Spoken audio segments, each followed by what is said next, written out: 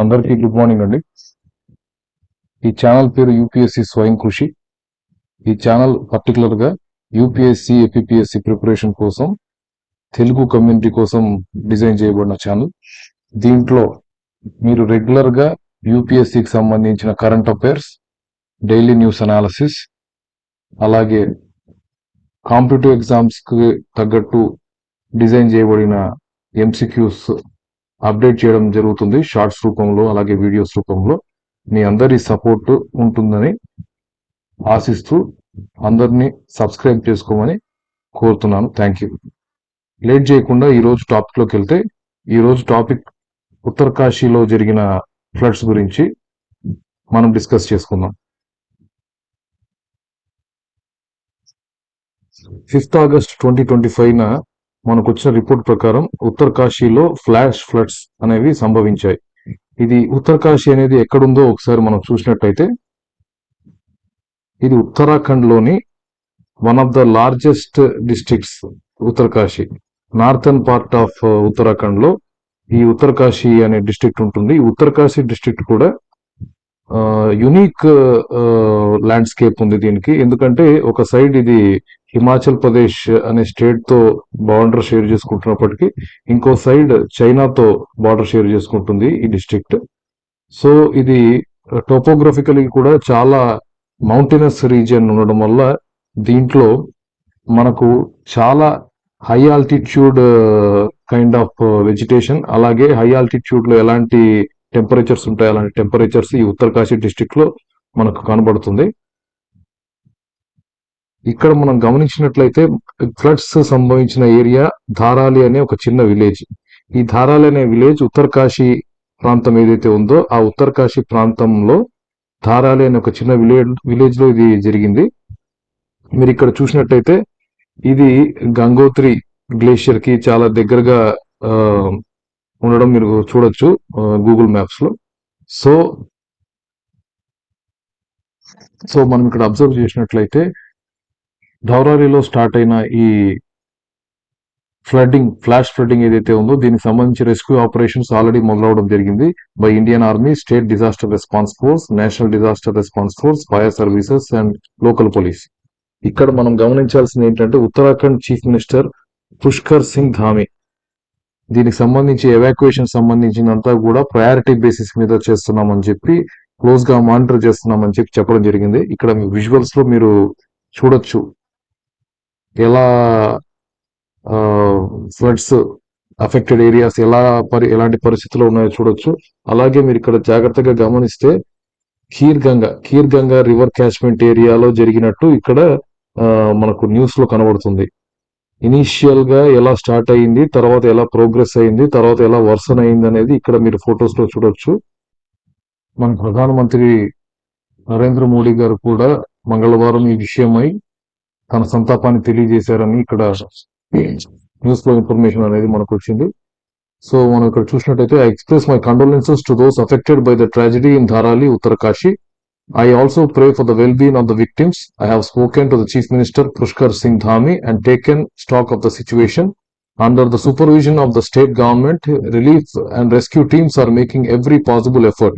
No stone is being left unturned in ensuring that help reaches the people.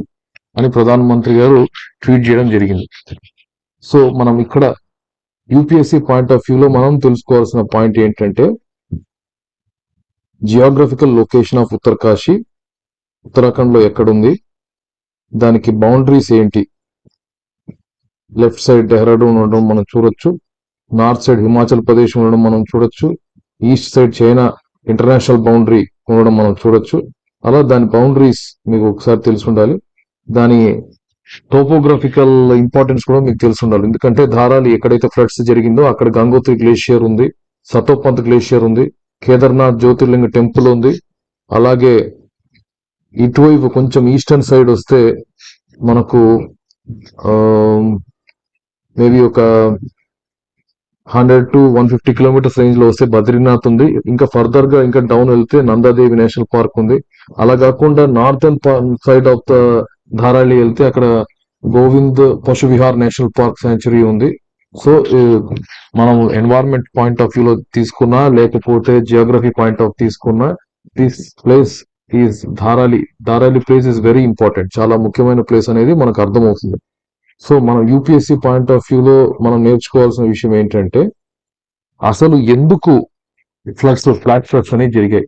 Initial reports ప్రకారం మనకు అర్థమైంది ఏంటంటే the reason for flash floods is cloud burst. So cloud burst అంటే ఏంటి? So in geography, a cloud burst is defined as an extreme sudden and localized downpour of rain, typically exceeding 100 mm in a 1 hour period over a small area. So మనకు అర్థమయ్యేలా చెప్పాల్సిన విషయం ఏంటంటే high altitude regions లో ఎప్పుడు కూడా because of the presence of mountains, అక్కడ high altitude region లో ఎత్తైన పర్వతాలు ఉండే ప్రదేశంలో ఏమవుతుందంటే మన ఎయిర్ అనేది మూమెంట్ ఒక చోటు నుంచి ఇంకో చోటుకి మూవ్ అయ్యేటప్పుడు ఒక పర్వతం కానీ లేకపోతే ఓరోగ్రఫిక్ స్ట్రక్చర్ కానీ మౌంటైన్ కానీ అడ్డం వచ్చినప్పుడు ఆ ఎయిర్ మామూలుగా మనం జియోగ్రఫీలో బేసిక్స్ ఆఫ్ జియోగ్రఫీలో చదువుకుంటాం. ఏం చదువుకుంటాము? కోల్డ్ ఎయిర్ కింద ఉంటుంది, వార్మ్ ఎయిర్ ఎక్స్పాండ్ అయి పైకి వెళ్తుంది మనం చదువుకుంటాం. సో అది natural principle of air warming and air cooling, air physical property అది. కానీ అలా కాకుండా ఒక పర్వతం అడ్డం వచ్చినప్పుడు, గాలి పోతున్నప్పుడు పర్వతం అడ్డం వచ్చినప్పుడు ఆ పర్వతము ఆ గాలిని ఆర్టిఫిషియల్ గా పుష్ చేస్తుంది. ఆ ఎయిర్ చల్లగా ఉన్నప్పటికీ, అంత వార్మ్ గా లేనప్పటికీ, because the air is being pushed up by the mountain, అది ఇంకా పైకి అవుతుంది. ఇంకా పైకి వెళ్ళడం వల్ల ఇంకా కూల్ అవుతుంది. ఇంకా కూల్ అయ్యి దాంట్లో మాయిశ్చర్, ఆ ఎయిర్ లో ఉన్న మాయిశ్చర్ అంతా కూడా కండెన్స్ అవుతుంది. అలా కండెన్స్ అయిన తర్వాత న్యాచురల్ గా ఏం జరుగుతుంది? కండెన్సేషన్ పాయింట్ దాటితే రెయిన్ రావాలి. కానీ రెయిన్ రాకుండా, బికాస్ హై ప్రెషర్స్ తో మనకు కింద నుంచి పైకి విండ్ అప్వర్డ్ ఫ్లో వస్తుంది కాబట్టి ఆ రెయిన్ రాకుండా ప్రివెంట్ చేయబడుతుంది.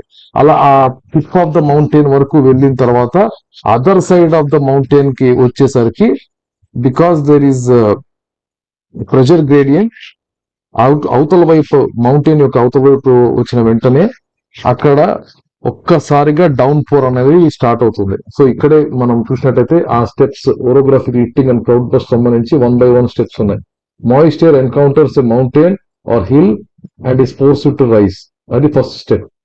Second, rising airs cool and condenses clouds develop.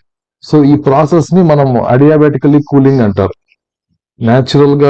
Natural గా కాకుండా ఎప్పుడైతే మౌంటైన్స్ లేదా ఓరోగ్రఫిక్ స్ట్రక్చర్స్ ద్వారా ఎయిర్, అట్మాస్ఫిరిక్ ఎయిర్ కూల్ అవుతుందో దాన్ని అడియాబాటికల్లీ కూలింగ్ అంటారు. సో అలా కూల్ అయిన తర్వాత violent upward flow of air prevents the condensing of raindrops from falling to the ground. So fourth step, lack of upward air prevents the dissipation of moisture. So fifth step, whole of the store water falls at one time. So నేను చెప్పినట్టు ఎప్పుడైతే ఈ కింద నుంచి వస్తున్న high pressure winds వర్షాన్ని పడనీయకుండా ఆపుతాయో, ఆ certain point cross అయిన తర్వాత అదర్ సైడ్ స్టీప్ స్లోప్స్ ఏదైతే సైడ్ ఉందో ఆ సైడ్ ఒక్కసారిగా కుండపోతారు పడుతుంది అన్నమాట. దాని వల్ల వచ్చేదే ఈ cloudburst. These events are characterized by intensity and short duration, often leading to flash floods. ఒక్కసారిగా ఇలా పెద్ద మొత్తంలో వర్షం పడడం వల్ల ఫ్లాష్ ఫ్లడ్స్, అలాగే ల్యాండ్ స్లైడ్స్ రావడం కూడా జరుగుతుంది. Cloudburst are especially common in mountainous regions due to factors like orographic lifting and strong updrafts. So ఇది క్లౌడ్ బర్స్ట్ గురించి. So UPSC point of view లో మీరు తెలుసుకోవాల్సింది orographic lifting, adiabatically cooling of the air and cloud burst. ఇది మీకు అర్థమైంది అనుకుంటున్నాను. Next వచ్చేసి సెకండ్, డీపర్ ఇన్వెస్టిగేషన్ చేసిన తర్వాత ఐఎండి, ఇండియన్ మెటీరియలాజికల్ డిపార్ట్మెంట్ వాళ్ళు డీపర్ ఇన్వెస్టిగేషన్ చేసిన తర్వాత ధారాలిలో జరిగిన ఫ్లడ్స్ కి గల కారణము orographic outburst, orographic lifting and outburst కాకపోయి ఉండొచ్చు, glacial lake outburst of floods అయి ఉండొచ్చు అని వాళ్ళు చెప్పారు. అసలు ఏంటిది? ఇక్కడ మనం చూసినట్టయితే glacier collapse or lake outburst is likely cause Dharali destruction. Experts suspect a glacial collapse or glacial breach, not a cloud burst caused by devastating flash floods in the Dharali village, Uttarkashi. So మనం ఇక్కడ తెలుసుకోవాల్సింది ఏంటంటే అసలు glacial lake out burst flood అంటే ఏంటి అని తెలుసుకోవాలి. As simple as that మనము సింపుల్ టర్మినాలజీలో మనం అర్థమయ్యేలా డిస్కస్ చేయాలంటే ఫస్ట్ ఒకసారి డెఫినేషన్ చూద్దాం, దాని తర్వాత మనము తెలుగులో ఎక్స్ప్లెనేషన్ డిస్కస్ చేద్దాం. A glacial lake outburst flood is a sudden release of significant amount of water from glacial lake, which can occur due to various factors such as melting of glaciers, avalanches, or earthquakes. GLOFs are typically caused by water accumulation in a glacial lake held in a place by ice or sediment. When the water pressure builds to a critical level, it can breach the natural dam and flood the downstream area with large volumes of debris, water and rock.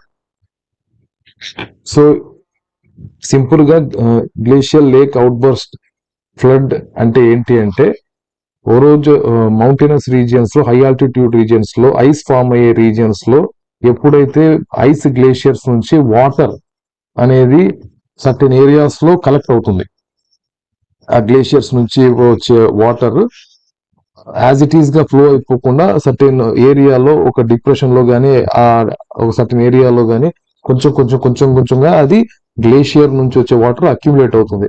ఆ accumulate అయిన glacial water ని ఆపుతూ, మామూలుగా అయితే water అనేది flow అయిపోవాలి, కానీ flow కాకుండా mud గానీ లేకపోతే ఐస్ గానీ లేదా సెడిమెంట్స్ గానీ ఆపుతుంటాయి అన్నమాట. ఆ ఏరియాలో ఉన్న వాటర్ బయటకి ఫ్లో వెళ్ళిపోకుండా. అలా ఆ అక్యుములేట్ అయిన water over period of months together కొన్ని గ్యాలన్స్, కొన్ని hundreds and thousands of gallons of water gradual గా అక్యుములేట్ అయ్యి ఒక క్రిటికల్ పాయింట్, ఒక మినీ లేక్ లాగా ఫామ్ అవుతుంది, గ్లేషియల్ లేక్ లాగా ఫామ్ అవుతుంది. ఆ లేక్ స్టేబుల్ లేక్ కాదు, పర్మనెంట్ లేక్ కాదు, స్టేబుల్ లేక్ కాదు, అదొక టెంపరీ స్ట్రక్చర్ లాగా, అది ఒక టెంపరీ థింగ్ అనమాట. ఎప్పుడైతే ఆ సెడిమెంట్, ఆ లేక్ ని పట్టి ఉంచుతున్న సెడిమెంట్ గానీ లేకపోతే మడ్ గానీ లేకపోతే ఐస్ గానీ ఎప్పుడైతే అది డిస్లాడ్జ్ అవుతుందో ఆ వెంటనే ఆ లేక్ కూడా డిస్రప్ట్ అవుతుంది. ఆ లేక్ అనేది ఎప్పుడైతే ఓపెన్ అయిపోతుందో ఒక్కసారిగా ఆ లేక్ లో ఉన్న వాటర్ అంతా కూడా లోవర్ లైయింగ్ ఏరియాస్, దిగువ ప్రాంతాలని ముంచేస్తాయి అన్నమాట. సో ఇది ఎక్కువగా మౌంటైనస్ రీజియన్స్ లో, హై ఆల్టిట్యూడ్ రీజియన్స్ లో, హిమాచల్ ప్రదేశ్, ఉత్తరాఖండ్ ఇలాంటి ప్రాంతాల్లో, జమ్మూ కాశ్మీర్ ఇట్లాంటి ప్రాంతాల్లో ఎక్కువ జరుగుతూ ఉంటుంది, because of the topographic structures. So ఇలా టెంపరీగా లేక్ ఫామ్ అవడము, ఆ లేక్ ఒక క్రిటికల్ పాయింట్ రీచ్ అయిన తర్వాత బ్రీచ్ అవ్వడము, బ్రీచ్ అయిన వాటర్ మొత్తం కూడా లోయర్ లయింగ్ ఏరియాస్, లోతట్టు ప్రాంతాల్ని ముంచడము జరుగుతుంది. సో ఇది glacial lake out burst flood అని అంటారు. సో ఇది మోస్ట్ ప్రాబబుల్ రీజన్ అని ఎక్స్పర్ట్స్ చెప్తున్నారు. ఇక మనం నెక్స్ట్ యూపీఎస్సీ పాయింట్ ఆఫ్ వ్యూలో మనం చూడాల్సింది ఏంటంటే, సో ఇది నివారించడానికి మనకి ఏదన్నా మెకానిజం ఉందా? ఉంది. ఇంతకు ముందు మనం ఎన్వైరన్మెంట్ లో చూసినట్టయితే 2005 నుంచి 2015 వరకు Hyogo framework for action, HFA 2005 to 2015 ఉండేది. దీన్ని ఇంప్లిమెంట్ చేసే organisation united nation office for disaster risk reduction, UNDRR అంటారు. సో ఏంటి దీని పనేంటి? హ్యోగో ఫ్రేమ్వర్క్ ఫర్ యాక్షన్ పనేంటి అంటే disaster risk reduction and disaster mitigation and disaster preparedness. అసలు ఏంటి? ఒక ఏదన్నా విపత్తు సంభవించినప్పుడు ఆ విపత్తుని ఎట్లా నివారించాలి, నివారించలేని పరిస్థితుల్లో నష్టాన్ని ఎంత బాగా తగ్గించగలగాలి, నెక్స్ట్ టైం ఏదన్నా విపత్తు సంభవిస్తే దానికి ప్రిపేర్డ్ గా ఎట్లా ఉండాలి, ఈ ప్రోటోకాల్స్ అన్నిటిని కూడా హ్యోగో ఫ్రేమ్వర్క్ అనేది ఎస్టాబ్లిష్ చేయడం జరిగింది. తర్వాత 2015 నుంచి 2030కి సెండై ఫ్రేమ్వర్క్ అని తీసుకొచ్చారు. A UN-backed framework that focuses on reducing disaster risks. It was adopted at the third United Nations World Conference on Disaster Risk Reduction held in 2015, Sendai, Miyagi, Japan. So, as the definition suggests, ఈ సెండై framework కూడా Hyogo framework కి continuation. Disaster reduction, disaster risk reduction, disaster mitigation, వీటన్నిటి మీద కూడా focus చేస్తుంది. ఈ సెండై framework తో పాటు the Sendai framework works hand in hand with other 2030 agenda agreements. Like Sendai framework తో పాటు కొలాటరల్ గా వర్క్ చేస్తున్నవి ఏంటి అంటే Paris agreement, Addis Ababa action on financing for development 2015, the new urban agenda, sustainable development goals. So ఇక్కడ Sendai framework లో ఉన్న important points ఏంటి అంటే first one, disaster mortality, reducing disaster mortality by 2030. Second one, reducing number of affected people by 2030. Third one, reducing economic loss by 2030. Fourth one, reducing infrastructure damage by 2030. So Sendai framework గురించి యూపీఎస్సీలో ఏదైనా question అడిగే అవకాశం ఉందంటే what are the targets of the Sendai framework అని అడగచ్చు. Reducing mortality, reducing number of affected people, reducing economic loss, reducing infrastructure damage by 2030. These are the 4 things that they are intended to reduce. Increase చేసేవి ఏంటి అంటే increasing disaster risk reduction, national local strategies by 2020. Second one, increasing international cooperation by 2030. Third one, increasing EWS and DR information by 2030. So ఇవి మీరు గుర్తుపెట్టుకోవాల్సిన Sendai framework లో ఈ 7 targets, 4 decreasing targets, 3 increasing targets, ఇది మీరు గుర్తుపెట్టుకుంటే సరిపోతుంది. So this is the end of the discussion regarding Dharali flash floods. మరొక వీడియోతో మళ్ళీ మీ ముందుకు వస్తాము. థ్యాంక్ యూ టీమ్ యూపీఎస్సీ స్వయం కృషి.